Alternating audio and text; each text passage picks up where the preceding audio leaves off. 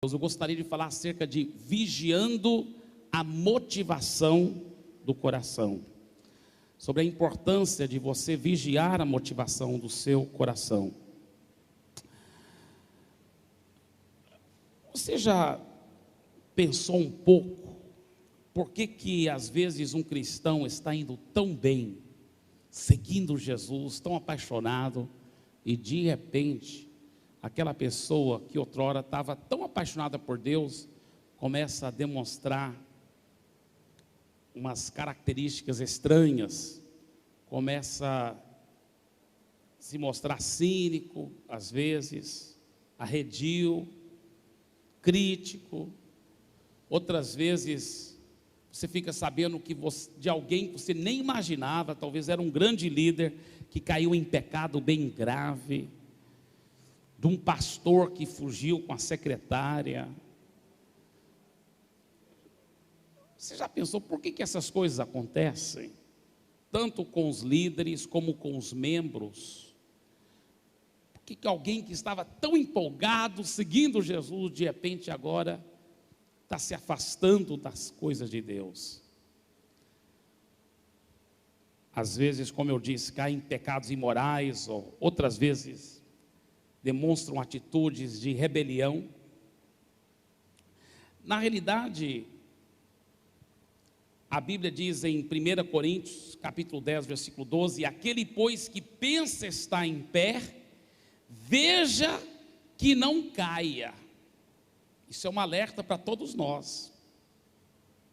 1 Coríntios 10, 12, aquele que pensa estar em pé, veja que não caia. E em 2 Coríntios, capítulo 2, versículo 11, ele diz o seguinte: para que Satanás não alcance vantagem sobre nós, pois não lhe ignoramos os desígnios. Para colocar isso em português bem claro, sabe o que ele está dizendo?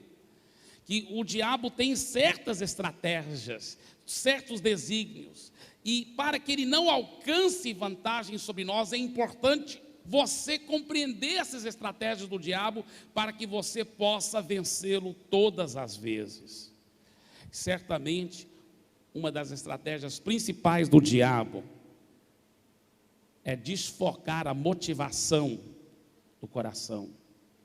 E eu quero propor aqui que talvez a raiz, todas as vezes de que você encontra alguém que está se esfriando na fé, talvez a raiz seja esse problema, a motivação do coração que foi desfocada. Nós vamos estudar a vida de um homem na Bíblia que certamente não vigiou a motivação do seu coração. E eu estou me referindo ao rei Saul. Vamos abrir nossas Bíblias para o livro de 1 Samuel, primeiro livro de Samuel, capítulo 9. E quero dizer para você que já conhece um pouco a palavra de Deus, talvez a sua reação inicial ao ouvir o nome de Saul é pensar: não, mas o rei Saul realmente não prestava, não, ele era um falso, ele era um rei errado. O rei, segundo o coração de Deus, era o rei Davi. O rei Saul realmente era um falso, um errado. Mas deixa eu dizer algo aqui para você. O rei Saul teve um começo muito brilhante, muito lindo, mas um começo não é tudo. A Bíblia fala que é mais importante a forma que nós terminamos a carreira do que a forma que nós começamos. Ele começou muito bem. Vamos ver acerca do rei Saul. 1 Samuel capítulo 9, versículo 2.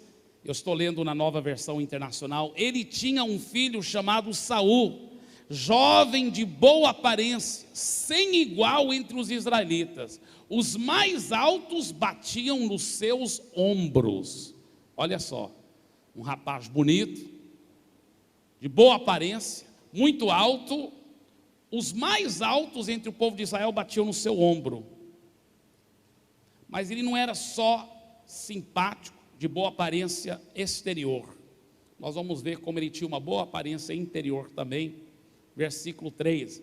E aconteceu que as jumentas de Quis, pai de Saul, extraviaram-se. E ele disse a Saul: chame um dos servos e vá procurar jumentas.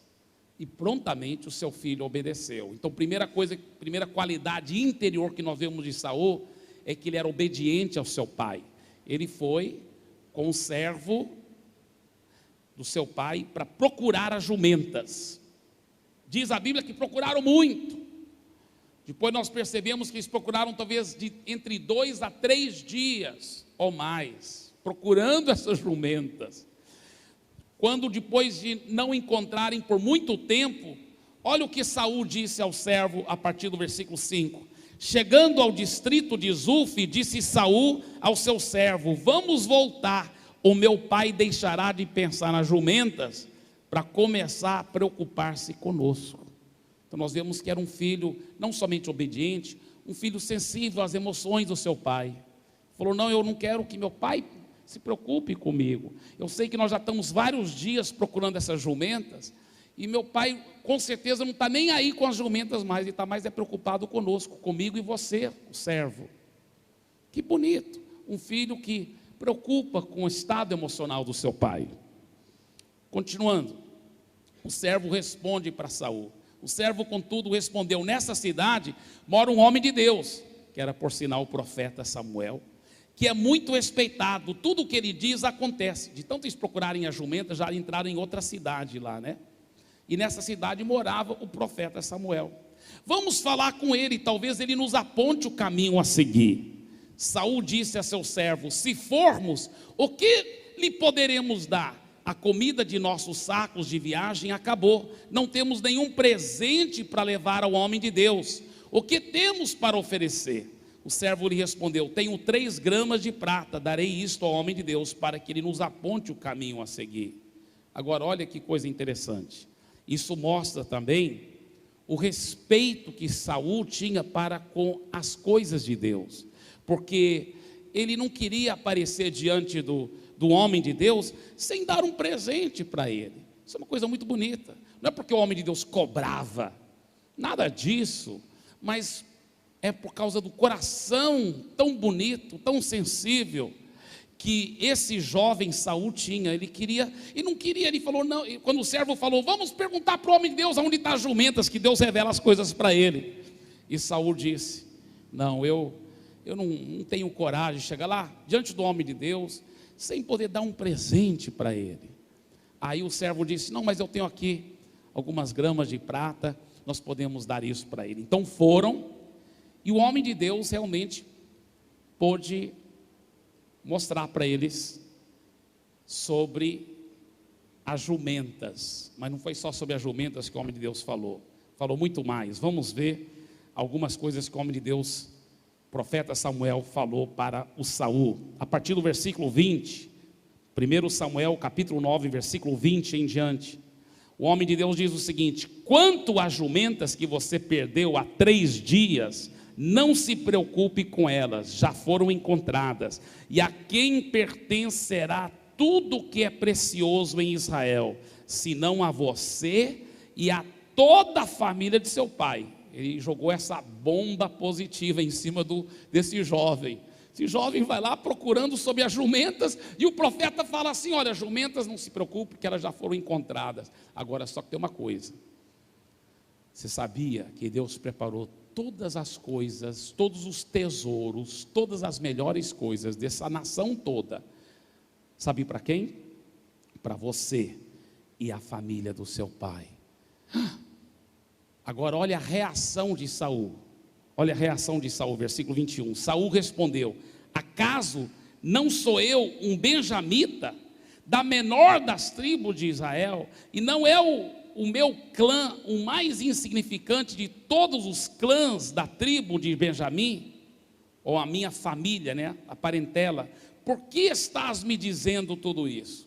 Isso não foi uma humildade falsa, nem exagerada. Realmente Benjamim era a menor tribo, E a clã dele, a família dele, era a menor família. Ele falou: quem sou eu? Por que o senhor, profeta, está falando palavras assim tão grandiosas para mim? Eu não sou nada, não. Mais uma vez nós vemos características lindas, de humildade, de simplicidade nesse jovem. Ele não era só bonito por fora, era muito bonito por dentro também. Começou tão bem. Continuando, capítulo 10,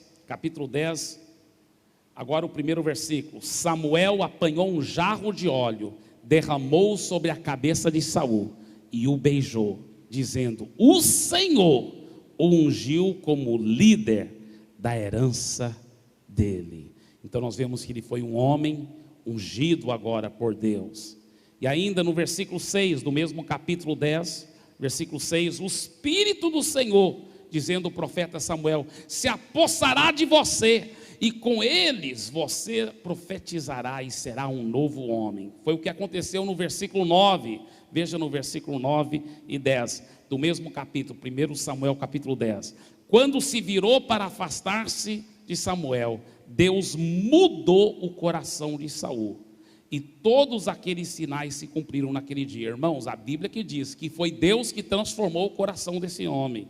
Chegando a Gibeá, um grupo veio em sua direção, o Espírito de Deus se apossou dele, e ele profetizou no meio deles. Então nós vemos um homem bonito por fora, bonito por dentro, características maravilhosas, ungido por Deus, com coração transformado, e agora até profetizando, um profeta. Esse jovem Saul. Agora, o que acontece? Quando eles voltam para casa, depois de toda essa surpresa tão agradável que o profeta Samuel fez sobre o Saul, agora Saul volta para casa com o servo. Quando chegam em casa, você pode imaginar, a família já estava em alvoroço, talvez alguns chorando, pensando que ele tinha morrido. Então vem toda a parentela para abraçá-lo, vem toda a família para abraçá-lo, para mostrar aquele carinho, aquele amor. E o tio de Saul faz uma pergunta, olha versículo 14, 1 Samuel capítulo 10, versículo 14. Então o tio de Saul perguntou a ele e ao seu servo: aonde vocês foram? Ele respondeu: procurar jumentas. Quando porém vimos que não seriam encontradas, fomos falar com Samuel. O tio perguntou: o que Samuel lhes disse? Perguntou o tio. Saul respondeu: ele nos garantiu que as jumentas tinham sido encontradas. Todavia Saul não contou ao tio o que Samuel tinha dito sobre o reino. Ele não contou ao tio que o profeta Samuel tinha profetizado que ele, Saul, seria o rei. Agora, irmãos, quando eu estava meditando sobre isso, algum tempo atrás, eu pensei assim: eu tenho que crescer espiritualmente, porque eu não sei se eu teria tido essa graça. Com toda honestidade, eu não sei se eu teria sido tão humilde. Poxa, eu um jovenzinho, desconhecido, e de repente o profeta diz que eu vou ser o rei da nação. O profeta me unge, eu profetizo, Deus transforma meu coração, e eu chego lá, e o tio fala assim: onde você estava? Não, fui procurar jumentas, não encontrei, pedi a ajuda do profeta. E o que o profeta disse? Bem, sabe, tio, eu não ia contar, por humildade, mas já que você está insistindo em saber o que o profeta disse que, bem, toda glória seja dada a Deus, mas que eu vou ser o rei, não é mesmo? Da nação, eu vou ser o rei, a família do meu pai vai ser a família mais rica da nação. É isso que o profeta disse, mas toda glória seja dada ao Senhor, Mas não, ele nem fala desse assunto. Que humildade, que discrição, que demonstração de um espírito humilde, discreto. Ele começou muito bem, irmãos.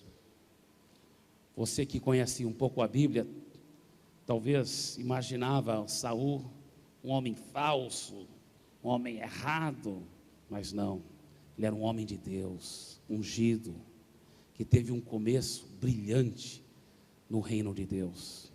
E eu não sei se você sabe disso, Saul reinou em Israel os mesmos anos que Davi reinou, ou seja, o mesmo tanto de tempo. Davi reinou por 40 anos, rei Saul também por 40 anos. A grande diferença foi o final da vida deles, o final da carreira. Vamos olhar o que diz a palavra de Deus.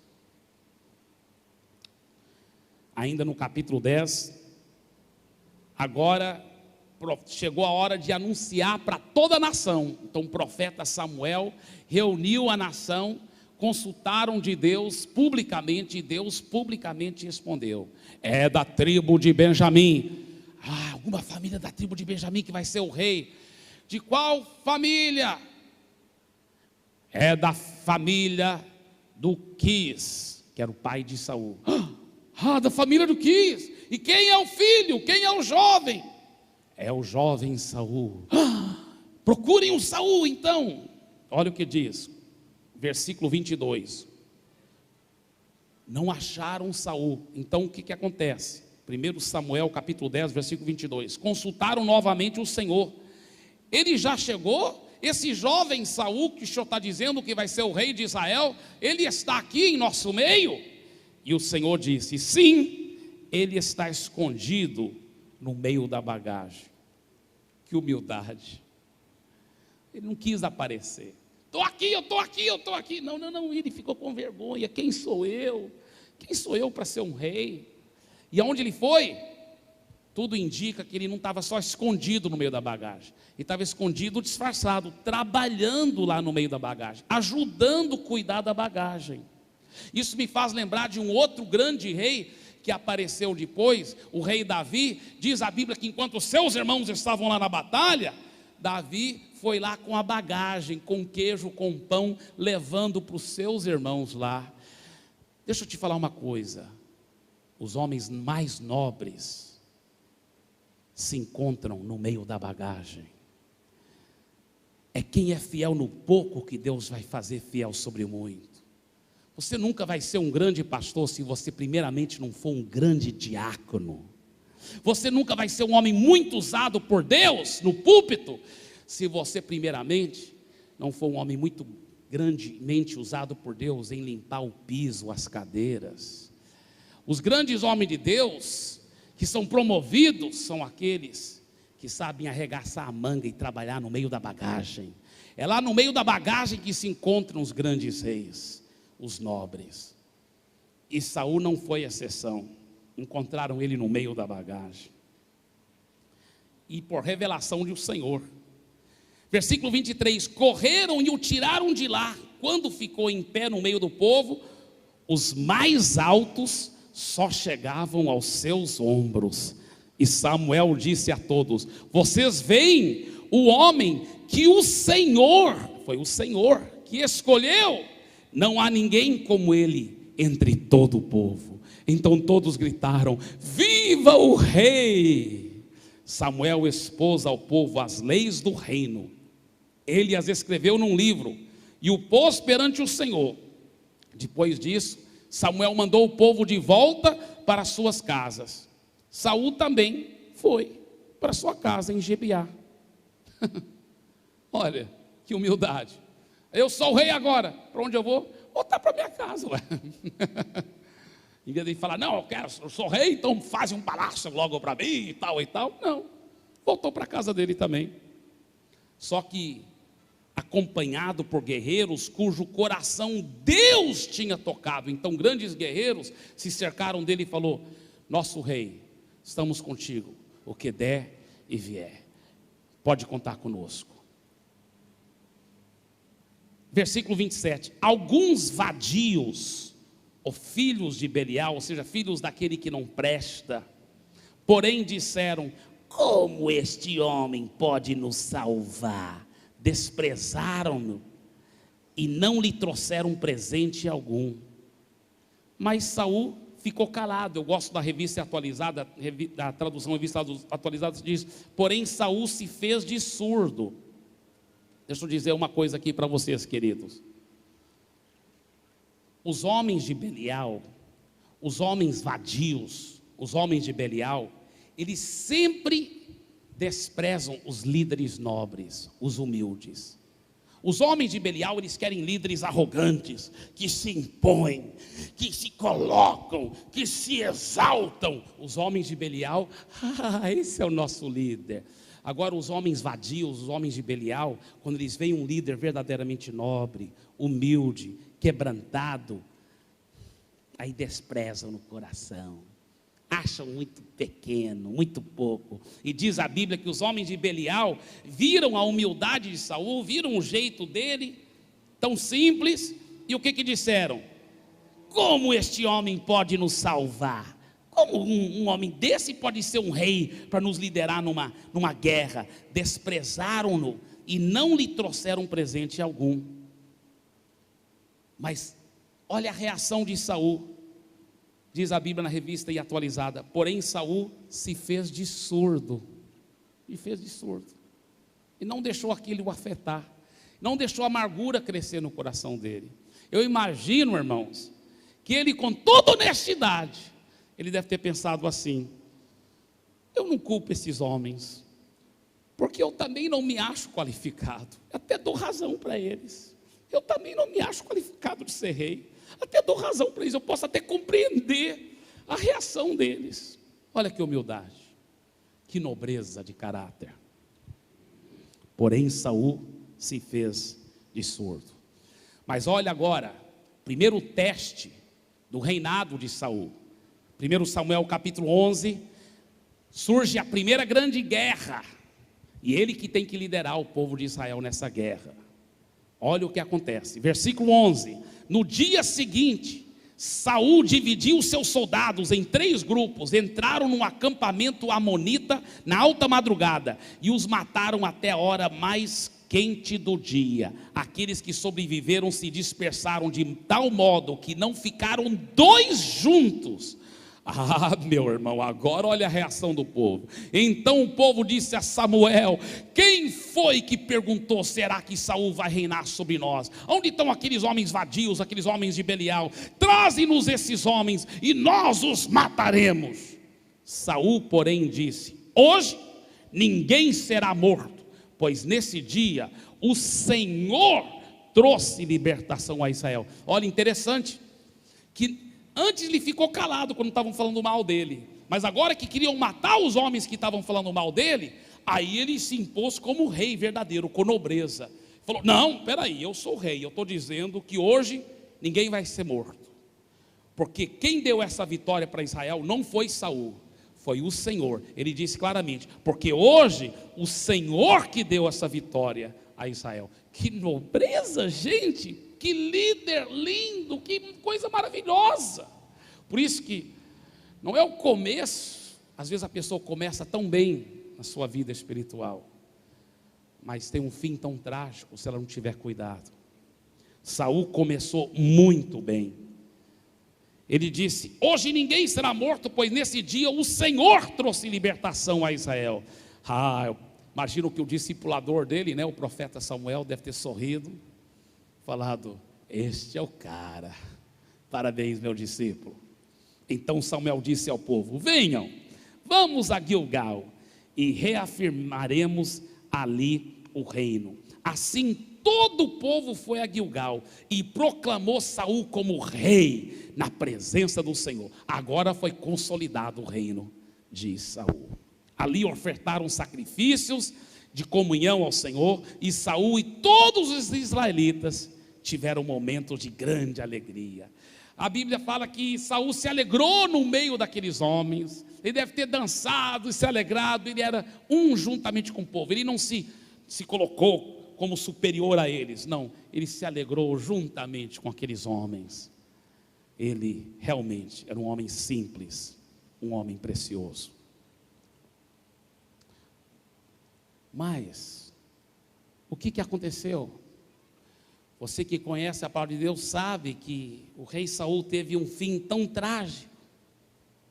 O que aconteceu?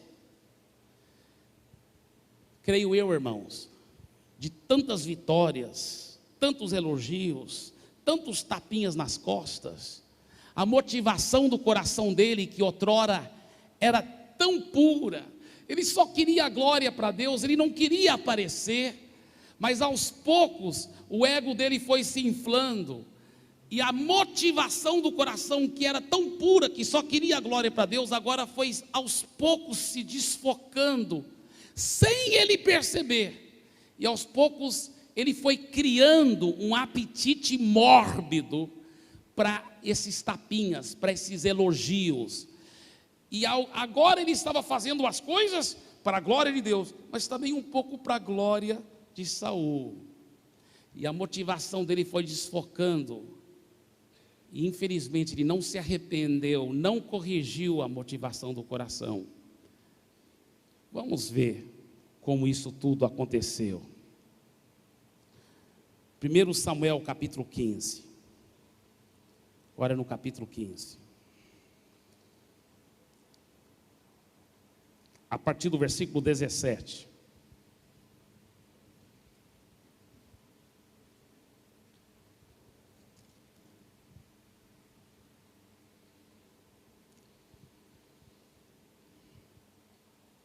Deixa eu só lhe colocar um pouco no contexto histórico. Deus havia dito para Saul, através do seu discipulador, profeta Samuel, que era para ele eliminar por completo os amalequitas. Os amalequitas haviam sido traiçoeiros de uma forma horrível para com Israel, e Deus havia dito, olha, para que não haja maldição, para que isso não perpetue de uma geração para outra, tem que eliminar por completo.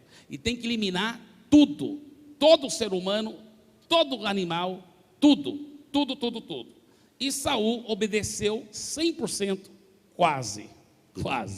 Vamos ver a partir do versículo 17, a história muito interessante. E Samuel disse, embora pequeno aos seus próprios olhos, você não se tornou o líder das tribos de Israel? O Senhor o ungiu como rei sobre Israel e o enviou numa missão, ordenando, vá e destrua completamente aquele povo ímpio, os amalequitas, guerreie contra eles até que os tenha eliminado. Por que você não obedeceu ao Senhor? Porque se lançou sobre os despojos e fez o que o Senhor reprova. Agora olha a resposta, olha a reação de Saul, parece tão humilde. Disse Saul, mas eu obedeci ao Senhor, cumpria a missão que o Senhor me designou. Ele realmente havia eliminado todos os amalequitas, exceto o rei.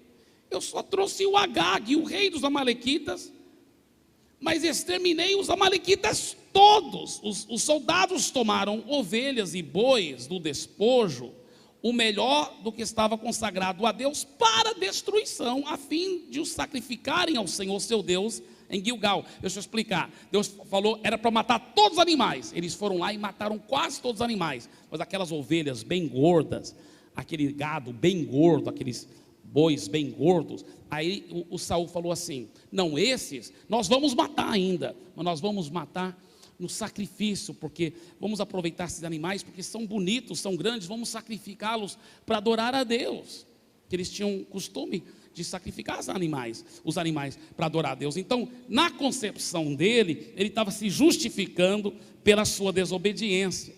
Então ele disse, não, eu fiz assim.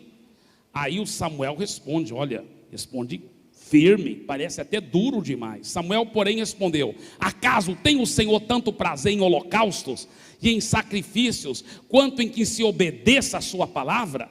A obediência é melhor do que o sacrifício, e a submissão é melhor do que a gordura de carneiros, pois a rebeldia é como o pecado da feitiçaria, e a arrogância como o mal da idolatria. Assim como você rejeitou a palavra do Senhor, ele o rejeitou como rei. Misericórdia, parece uma punição grande demais, para um pecado pequeno, não parece, irmãos? Vamos ser honestos, vamos continuar. Olha a reação de Saul, parece uma reação tão quebrantada. Olha o que ele diz, pequei, disse Saul, violei a ordem do Senhor e as instruções que tu me deste, tive medo dos soldados e os atendi, porque os soldados haviam dito assim, não, vamos poupar, esses animais gordos e tal, agora eu te imploro, perdoa o meu pecado e volta comigo, para que eu adore o Senhor. Um parece um coração tão lindo, irmãos? Olha a reação e a resposta do profeta. Samuel, contudo, lhe disse: não voltarei com você. Você rejeitou a palavra do Senhor, e o Senhor o rejeitou como rei de Israel. Quando Samuel se virou para sair, Saul agarrou-se na barra do manto dele, e o manto se rasgou. E Samuel lhe disse: o Senhor rasgou de você hoje o reino de Israel, e o entregou a alguém que é melhor que você. Aquele que é a glória de Deus não mente, nem se arrepende, pois não é homem para se arrepender. Que coisa, meu irmão, vamos ser honestos. Parece que Deus, através desse profeta Samuel, está sendo muito duro, exageradamente duro. O homem está pedindo perdão, o homem está se arrependendo aqui. Queridos, na medida que estudarmos esse texto nesta manhã, que é nesse texto que nós vamos concentrar a maioria da palavra, você vai ver que Deus não estava sendo nem um pouco duro. Mas só para começar a te mostrar um pouquinho o quadro verdadeiro, que está por detrás, que está no coração de Saul, olha o próximo versículo. Aí você vai já começar a entender o coração desfocado de Saul. Próximo versículo. Quando o profeta falou assim: Deus rasgou o reino de ti e tal. Aí olha versículo 30, Saul repetiu: pequei, agora honra-me perante as autoridades do meu povo e perante Israel. Volta comigo para que eu possa adorar o Senhor, o teu Deus. Espera aí, a Bíblia fala que a boca fala aquilo que está cheio o coração. Agora, finalmente veio à tona a verdade. O que o Saul estava querendo o tempo todo? Ele estava realmente querendo honrar a Deus, adorar a Deus. Ele dizia para Samuel: vem, vamos adorar a Deus, por favor. Eu não vou com você, não, por favor. E Samuel virou, e ele pegou no manto e rasgou. E Samuel falou: está vendo? Assim também que Deus rasgou de ti o reino e te deu para um homem melhor. E aí Saul falou: tudo bem, eu pequei, mas Samuel, vem comigo, vamos lá adorar a Deus. Você tem que me honrar perante os homens, está todo mundo lá esperando. Vem me honrar, honra-me, por favor. Aí eu imagino que o discipulador dele olhou para ele, falou assim: é isso que Deus já tinha me mostrado, isso que você queria o tempo todo, não é? É isso que é importante para você, ser honrado? É mais importante do que agradar a Deus, do que fazer a vontade de Deus? Tudo bem, se é isso que vai te alegrar. Aí Samuel, que antes estava recusando aí, agora diz a Bíblia que ele foi, e assim Samuel voltou com ele. E Saul, entre aspas, adorou o Senhor. Mas diz a Bíblia, no versículo 35, nunca mais Samuel viu Saul. Versículo 35, porém, tinha pena dele. Na revista atualizada fala: porém, Samuel tinha pena de Saul, até o dia de sua morte.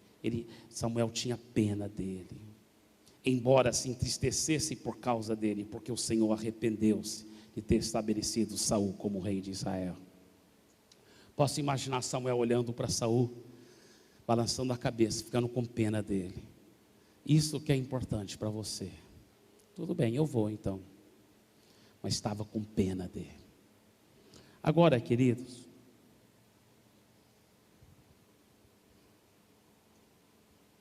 vou falar uma coisa para vocês. É com temor e tremor que eu não somente prego essa mensagem, mas que eu compartilho com vocês do meu coração, porque se tem uma coisa que eu e você temos que vigiar, é a motivação do nosso coração. A Bíblia fala: aquele, pois, que pensa estar em pé, veja que não caia.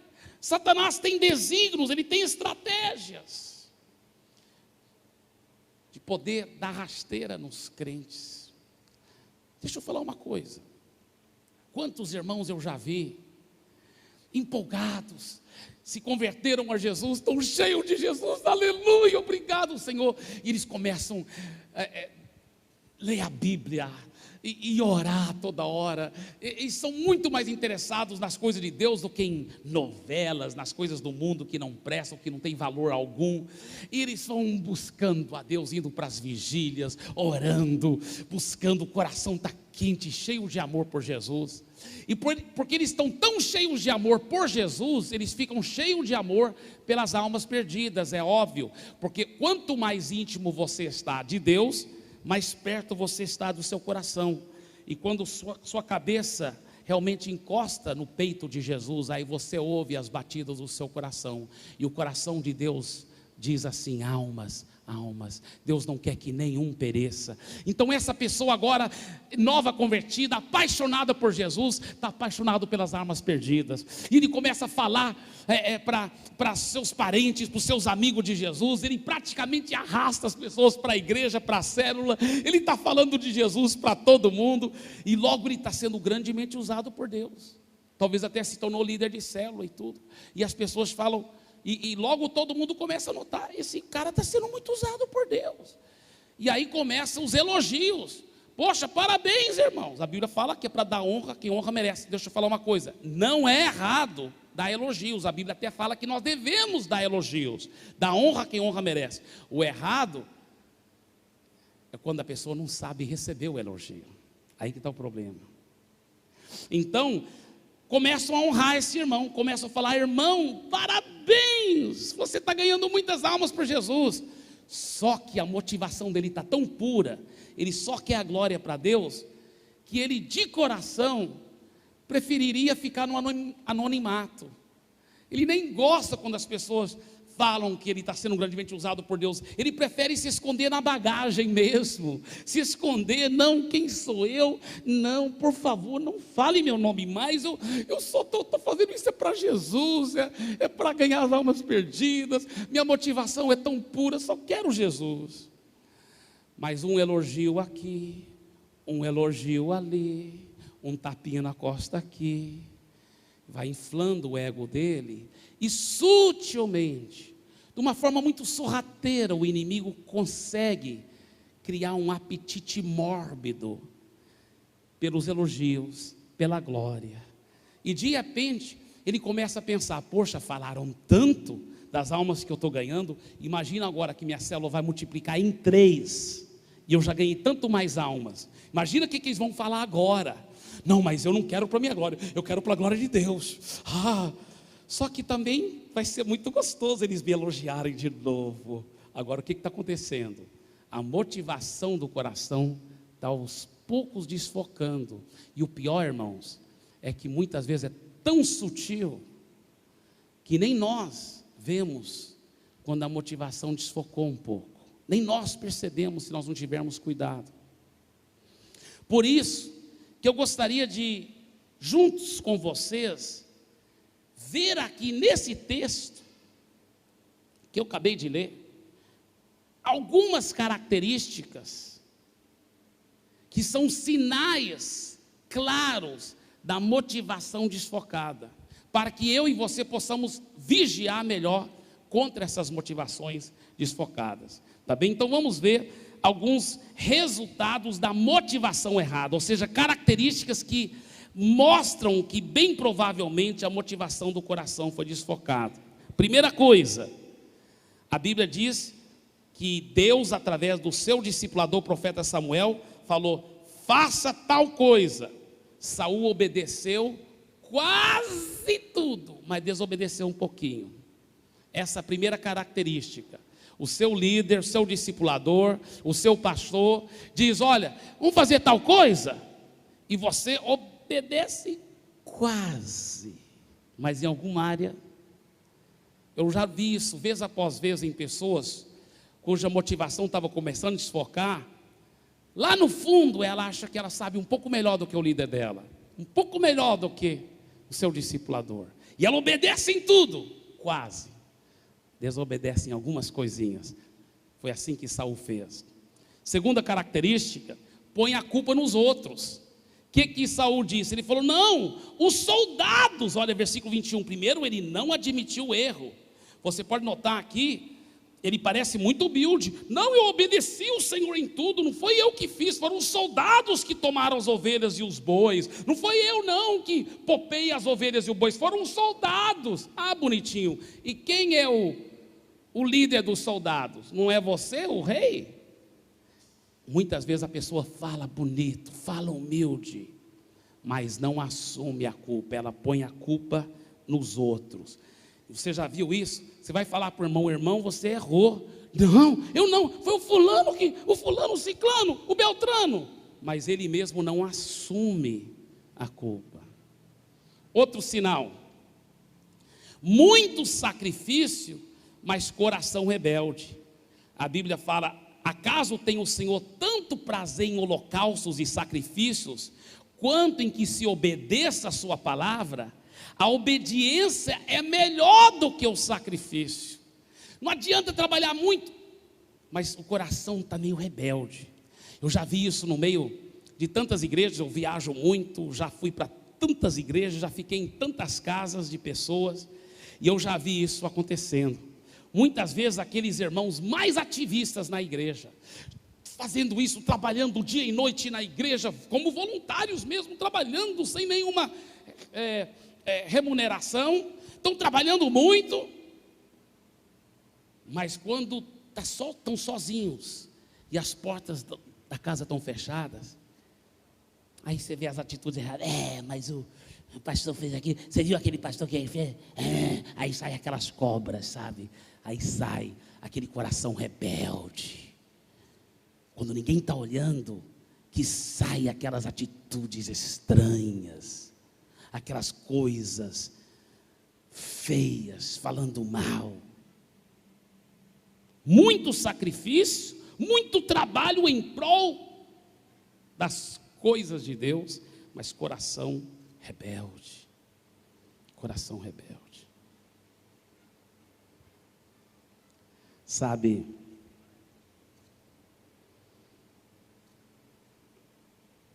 a Bíblia fala que a rebeldia é como o pecado da feitiçaria. O que é isso? Por que a rebeldia é como o pecado de feitiçaria? Já pensou nisso? Qual é o pecado do feiticeiro? A Bíblia fala que a rebeldia é como o pecado de feitiçaria. Deixa eu explicar. Qual o pecado do feiticeiro? O que o feiticeiro faz? Eles ficam lá nos tambores deles, nos terreiros, batendo nos tambores, né? Uga, buga, uga, buga, dum, dum, dum, dum, dum, dum, dum, dum, uga, buga, uga, buga. Para acontecer o quê? Para o que eles dizem, baixar um santo, que nós sabemos que na realidade é o quê? É demônio que baixa lá. E aí quando baixa o demônio, a pessoa... Aí eles param de bater nos tambores, param de chamar, porque conseguiram o objetivo deles. Conseguiram o objetivo. Então qual é o pecado da feitiçaria? Atrair demônios, atrair maldição sobre si, sobre sua família e sobre os outros. Esse é o pecado do feiticeiro. Por que a Bíblia fala que quem é rebelde comete o mesmo pecado do feiticeiro? Deixa eu explicar. Quando você não tem um coração correto para com seus líderes, você não está se colocando de fato e de verdade debaixo da cobertura, da proteção deles. A Bíblia mostra que o diabo anda ao derredor procurando alguém para devorar, e diz a Bíblia que os espíritos e potestades e principados do ar estão na atmosfera procurando alguém para devorar, para lançar os dardos inflamados do maligno. Quando você está debaixo de um guarda-chuva, você está protegido. Quando você se submete com transparência debaixo de uma liderança, você está protegido daqueles dardos inflamados, como uma chuva que cai. Você está protegido debaixo lá. Mas quando alguém tem um coração rebelde, um coração que lá no fundo só obedece para agradar a liderança, mas não para realmente agradar a Deus, ele está se afastando do guarda-chuva. Aí ele está fora do guarda-chuva. Aí os demônios, os principados e potestades que estão procurando alguém para devorar, dizem: olha, lá está alguém que não está debaixo de guarda-chuva. Porque a pessoa que não está debaixo de cobertura está lá, pode me pegar. É o mesmo pecado do feiticeiro que está atraindo demônios. Aí o demônio fala: olha, tem um aqui sem cobertura, vamos pegá-lo. Por isso que ele fala: quem não está debaixo de cobertura é igualzinho o pecado de feiticeiro, porque atrai demônios do mesmo jeito. Está atraindo demônios, está atraindo maldição sobre a vida dele do mesmo jeito. Por isso que aqui na Bíblia está escrito que a rebelião é igualzinho o pecado da feitiçaria, porque se expõe a demônios do mesmo jeito, se expõe à influência demoníaca, atrai maldições. Atrai maldições. Eu me lembro uma vez que eu pensei que eu estava muito bem debaixo de cobertura. Eu me lembro que o meu líder, pastor Lucas, havia falecido e foi colocado um novo líder sobre a minha vida. Passou poucos meses com esse novo líder debaixo da minha vida, só que eu estava tendo ataques violentos, que eu não estava conseguindo controlar nos meus olhos, nos meus pensamentos. E eu falei: Deus, o que está acontecendo? Que coisa horrível, eu não estou conseguindo vencer essas tentações nos meus olhos, nos meus pensamentos. O que está acontecendo comigo, Deus? Eu estava andando em tanta vitória nos meus pensamentos, nos meus olhos, agora eu não estou conseguindo. Deus, tenha misericórdia. Eu fiquei com medo de cair num pecado mais grave. Graças a Deus que Deus me poupou naqueles momentos. Antes, sim, na minha vida, eu tinha tido problemas sérios, mas tinha sido restaurado, estava sendo discipulado. Só que meu discipulador morreu, foi para o céu, e foi colocado um novo discipulador sobre a minha vida. E eu, de coração, aceitei aquele novo discipulador. Só que agora, ataques violentos nos meus olhos, nos meus pensamentos. Eu me lembro, irmãos, que eu chorei, eu gritei, eu falei: Deus, o Senhor tem que me mostrar. E Deus me deu uma visão. Foi tão lindo. Nessa visão, Deus me mostrou, eu estava debaixo de um guarda-chuva. O primeiro quadro da visão estava assim, eu estava debaixo de um guarda-chuva. Deus disse: assim que você estava, lembra que você era tão transparente com seu líder, submisso a ele? Sim, Deus, você estava andando em vitória, você estava protegido. Eu falei: é verdade. Ele disse: só que o seu líder foi levado para o céu. Aí na visão eu vi o guarda-chuva subindo para o céu. E eu estava lá sem guarda-chuva. Eu falei: sim, Deus, mas eu tenho um novo guarda-chuva. Aí ele disse assim: sim, você tem um novo guarda-chuva, você tem um novo líder, mas você não se colocou de fato debaixo dele. Aí o próximo quadro que ele me mostrou na visão, eu estava aqui, e o meu novo líder, meu novo discipulador, pastor Paulo Jeff, estava aqui. Tinha um outro guarda-chuva, só que eu não estava por baixo do guarda-chuva. E Deus falou assim: você tem que se colocar por baixo do guarda-chuva. Aí eu até discuti com Deus, tive essa audácia. Eu falei: Deus, o Senhor sabe que eu tenho me submetido ao Paulo Jeff. Tudo que ele diz eu obedeço de coração, e eu me submeto de coração. Eu estou feliz com o meu novo líder, Deus. Como que o Senhor pode dizer que eu não estou debaixo dele? Aí Deus falou assim para mim: porque você não tem sido transparente com ele, você não tem contado tudo para ele, das tentações. Você tem que falar tudo. E porque você está fora do guarda-chuva, por isso que você está sendo tão atacado, meu filho. Por isso que você não está conseguindo controlar as coisas. Tem muitos crentes que não sabem por que eles não conseguem evitar os ataques violentos do diabo sobre a vida deles, sobre a família deles, sobre as finanças deles. Mas é porque eles estão fora do guarda-chuva. Estão fora do guarda-chuva. Eu falei: Deus, que revelação tremenda. Obrigado por me explicar isso. E no mesmo dia, eu me determinei, eu vou correndo para o meu líder. E eu me lembro que eu cheguei para o pastor Paulo Jeff, eu falei: Paulo, Deus sabe que eu sempre aceitei você como meu líder, mas eu quero lhe pedir perdão que eu não fui 100% transparente sobre a minha vida com você. E aí eu comecei a vomitar e falar tudo, todos os pecados, as tentações. Irmãos, isso foi em 94. Vai fazer 14 anos ano que vem. Mas, irmãos, eu nunca na minha vida cresci tanto, porque dali em diante eu mantive um compromisso que até hoje eu cumpro. Eu sou transparente com meu líder. Todo detalhe da minha vida eu falo para ele. Tudo, eu falo mesmo. Sou transparente, eu não escondo nada. Porque eu não vou pecar o pecado de feitiçaria mais, atrair demônios sobre a minha vida. Eu vou ficar debaixo do guarda-chuva. Eu falo tudo, sou transparente, eu tenho um discipulador que me ama, que cuida bem de mim. E sabe, quando eu comecei a vomitar e falar dos meus podres para ele, ele não olhou para mim e falou assim: Eibe, você tem problemas graves. Não, sabe o que ele disse? Ele falou: eu te entendo, eu entendo o que você tem passado, mas eu vou orar com você, você vai vencer em nome de Jesus.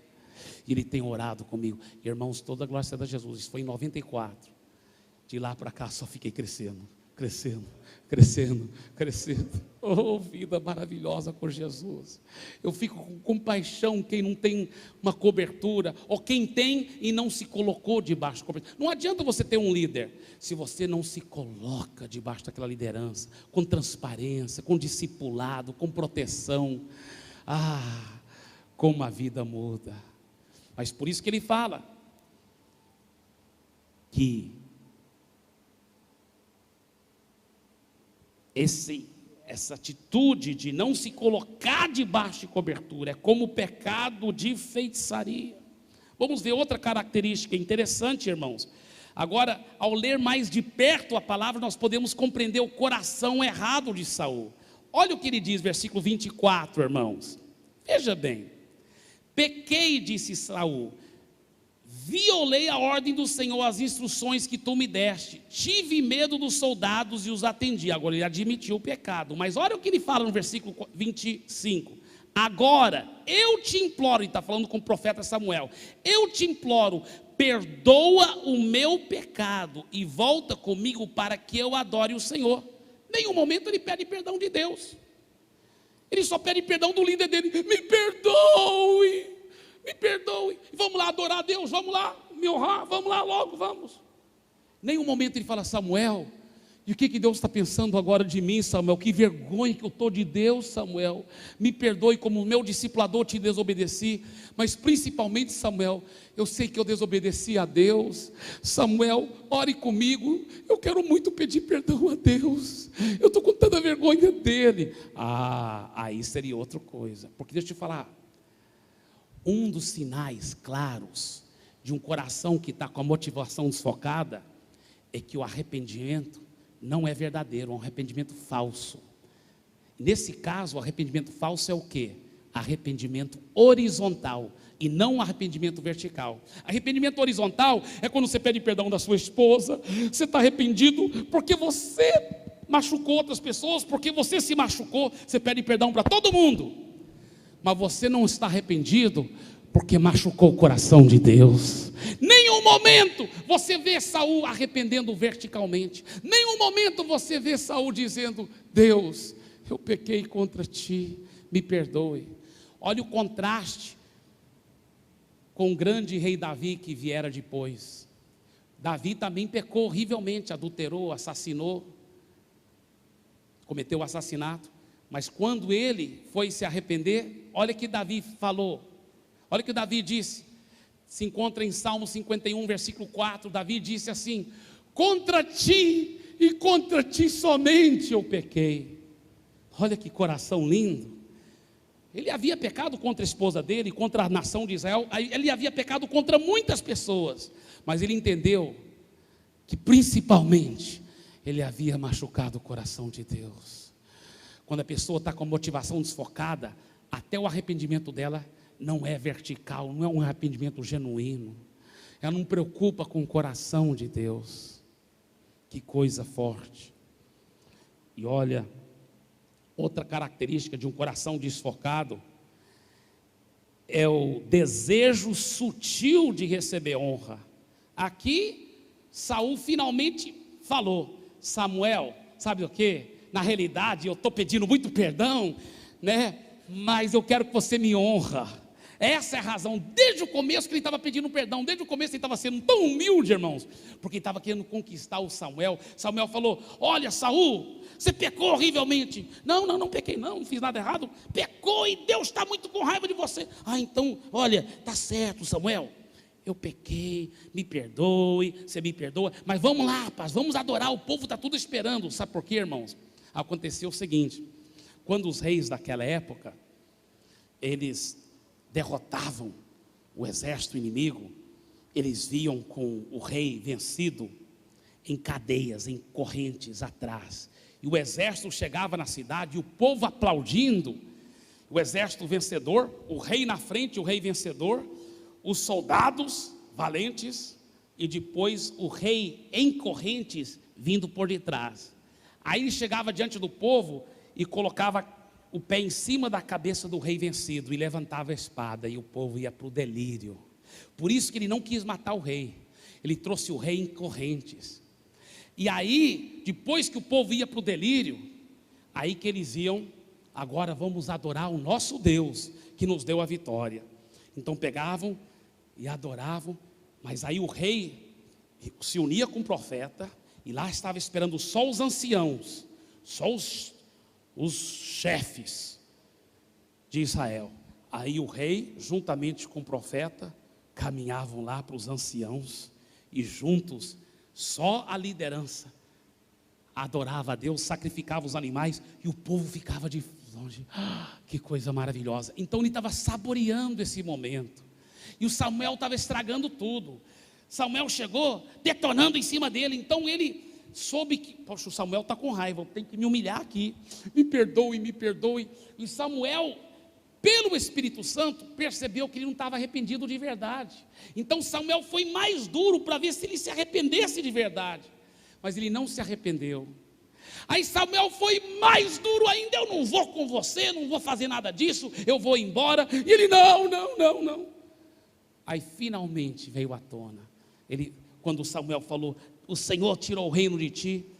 Aí que Saul respondeu: pequei, tudo bem, agora honra-me perante as autoridades. Samuel: tudo bem, eu pequei, mas vamos lá, rapaz, vamos lá, que o povo está tudo esperando, as autoridades de Israel estão tudo esperando, vamos lá, Samuel. Tudo bem. E ficou com pena dele. Vocês estão entendendo? Que coisa triste, que história mais triste. Mas olha aqui, queridos, não foi o fim para Saul, foi só o começo do fim. Só o começo do fim. 1 Samuel capítulo 17, versículos 10 a 11, diz que apareceu um gigante com o nome de Golias. Golias, quase 3 metros de altura. E Golias apareceu e falou assim: em vez da gente ter uma batalha bem sangrenta, só manda um homem daí para vir lutar contra mim. Um homem, um macho. Quem ganhar, ganhou a parada. Agora, quem era o único homem mais alto de todos, irmãos, lá? Saul. Então todos os soldados olharam para se imaginar, todos os rostos dos soldados olhando para Saul, quando o gigante desafiou. Todos olharam para Saul. Saul disfarçou. Disfarçou por quê? Porque quando o seu coração não tem a motivação correta, você tem medo de aceitar desafio. Ele tremia nas bases, não aceitou. Quem aceitou o desafio do Golias? Foi um jovem, pequenininho, pelo nome de Davi. Quando o seu coração não está correto, tem medo de aceitar desafio, sabe? Você vai ser líder de célula. Eu não, quem sou eu? Você vai ser grandemente usado. Não, eu não. É uma característica clara de um coração desfocado. Não gosta de aceitar, tem medo, treme nas bases, tem falta de fé, medo de aceitar desafio. Outra coisa diz a Bíblia, em 1 Samuel capítulo 18, que depois que Davi começou a ser grandemente usado por Deus, ele era um dos generais debaixo do rei Saul, e Davi saía, e Deus abençoava e derrotava os inimigos. E as jovens começaram a cantar: Saul matou seus milhares, mas Davi suas dezenas de milhares. Meu irmão, aí que o Saul ficou desesperado e não gostou de que Davi estava sendo honrado mais do que ele. E sabe, irmãos, quando você vê alguém elogiado muito e seu coração não gosta que aquela pessoa está sendo honrada mais do que você, eu falo com muito carinho, isso é mais um sinal que a motivação do seu coração se desfocou. Quando você vê outro sendo honrado mais do que você. Quando o coração está puro diante de Deus, você até gosta, você fala: eu fico feliz, que ninguém nem sabe do que eu estou fazendo, porque eu sei que eu vou receber meu galardão de Deus. A Bíblia fala que quando você recebe a glória dos homens, talvez nem vai receber de Deus, mas quando ninguém sabe de tudo que você está fazendo, Deus vai te honrar. Deus vai te honrar. Mas a pessoa que secretamente deseja os aplausos dos homens. Eu me lembro anos atrás, lá em Santarém, eu e meus colegas pastores, todos nós estávamos aprendendo a pregar ainda, aprendendo a ministrar a palavra. Eu era solteiro, e às vezes eu pregava num domingo, e Deus me usava grandemente, e as pessoas aplaudiam, e aquelas coisas aconteciam. E aí, no próximo domingo, era um dos meus colegas pastores que ia pregar. E eu no começo, vamos lá, irmão, eu queria até encorajá-lo, né? Porque eu estava um pouco assim, pensando, ele tem que pregar bem também. Só que de repente ele estava pregando com mais unção do que eu, com mais graça do que eu. E a glória de Deus descia, e o povo aplaudia, e eu aqui fora aplaudindo, mas por dentro secretamente, já está demais também, né? Já não querendo também. Você está entendendo? Olha, como a pessoa secretamente pode não gostar que os outros estão sendo honrados mais do que você. Isso é tão errado. Eu tive que me arrepender tão profundamente. Deixa eu falar uma coisa para você. Diz a Bíblia, nem falei, 1 Samuel capítulo 18, fala que ele ficou até endemoniado. E ele acabou se cometendo suicídio. Que coisa triste.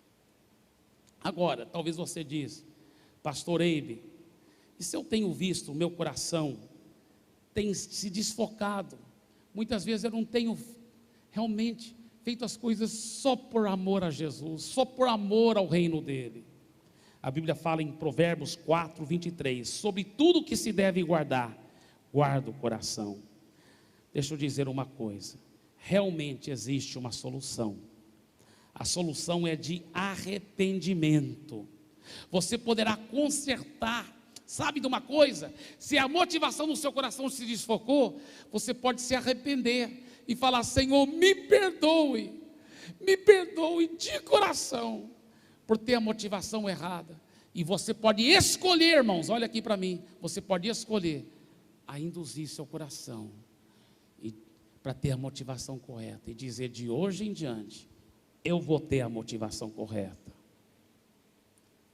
Sabe, queridos, eu me lembro que eu fiz isso, quando Deus começou a revelar essas coisas. Eu falei para Deus: me perdoe, mas eu estou escolhendo a ter a motivação correta. Eu não faço para receber elogios, não faço para receber a glória dos homens. Eu vou fazer as coisas para receber a tua glória, para receber a tua honra. Eu quero a glória para o Senhor Jesus.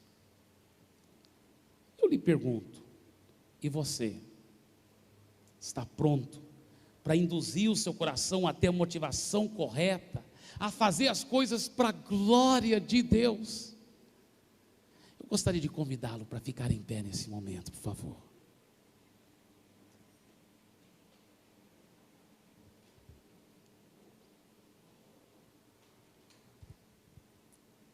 Deixa eu dizer uma coisa aqui.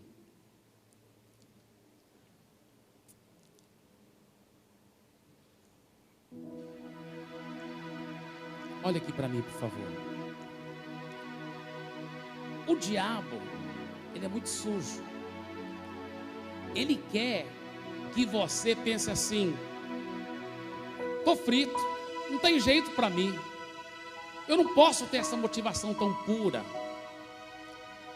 Se você for uma pessoa sincera, que ama a Deus, talvez você tenha pensado: é impossível ter uma motivação tão pura, de só querer a glória para Deus. Mas você pode escolher, você pode arrepender e falar assim: eu vou ter essa motivação certa.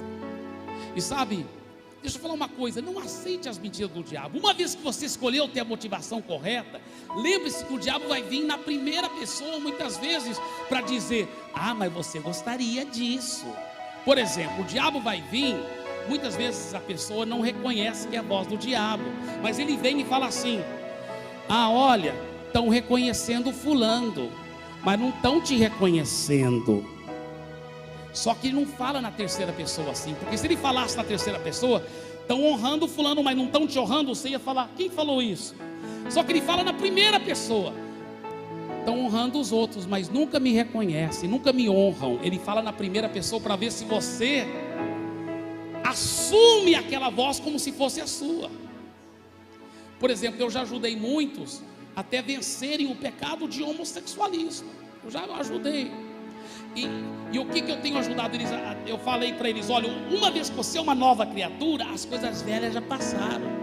Você tem um novo desejo de coração, um novo coração. Então quando o diabo vem e fala assim, ele vai jogar na primeira pessoa. Ele vai falar assim, por exemplo, o cara está lá aqui, um cara que era homossexual, agora é um homem de Deus, uma nova criatura, um homem de Deus, não é mesmo? As coisas velhas já passaram, tudo se fez novo. Só que aí passa um homem, eu nem sei o que tenta o homossexual para ser verdade, mas vamos supor que passa um homem de short, eu não sei, perna grossa, não sei, mas passa um homem assim, aí o diabo vem e joga, olha o que o diabo joga na mente daquele ex-homossexual: olha, aquele cara. Aí o diabo não fala: você está sendo tentado, porque se ele falasse você, ele fala: aí quem falou isso? O diabo fala assim: eu estou sendo tentado, eu achava que eu já tinha vencido, mas não, parece que ainda tenho esse problema. O diabo joga na primeira pessoa, para ver se o ex-homossexual assume essa voz e fala: realmente eu estou sendo tentado, eu pensei que eu tinha vencido, mas não tinha. Você não deve aceitar essas vozes do diabo. O que eu tenho ensinado para as pessoas falar? Discernir que isso não é você que está pensando isso, discernir que isso foi o diabo que jogou esse pensamento. Então tenho ensinado para eles falarem, na mesma hora que a pessoa fala assim, que o diabo joga aquele pensamento: ah, eu estou sentindo um tentado, ele fala: é, diabo, eu sempre soube que você se sentia tentado por essas coisas, mas eu não, eu sou um homem de Deus, eu sou uma nova criatura, as coisas velhas já passaram, eis que tudo se fez novo. Amém? Então ele tem que assumir quem ele é em Cristo. Não aceita quando o diabo fala assim: olha, os outros estão sendo tentados, mas eu não. Aliás, os outros estão sendo honrados, os outros estão sendo elogiados, mas ninguém lembra de mim. Você fala assim: ninguém lembra de você mesmo, diabo, você nunca vai ser honrado, e eu não quero que ninguém fale. Você está entendendo? Porque ele vai jogar na primeira pessoa para ver se ele induz o seu coração a querer a glória. Não aceite isso, meu irmão. Vigie a motivação do seu coração. Sobre tudo que se deve guardar, guarda o seu coração. Você concorda, amém? Então feche os seus olhos, receba essa oração agora em nome de Jesus. Senhor querido, nesse momento peço que o Senhor possa proteger e vigiar e ajudar a nós a vigiarmos a motivação do nosso coração. Nós nos arrependemos diante do Senhor, escolhemos a ter motivações puras e santas, queremos somente agradar o Senhor e glorificar o teu santo nome em tudo o que fazemos. Queremos ver o Senhor glorificado, queremos ver o Senhor engrandecido. Glória a Deus. Eu gostaria até que cantássemos mais uma vez aquela música sobre Deus sendo glorificado. Eu não preciso ser reconhecido por ninguém. E vamos cantar essa música de coração. Eu quero que você cante ela do fundo da sua alma. Deixe a sua voz realmente expressar o que está no seu coração. E diga isso para Deus do fundo do seu coração.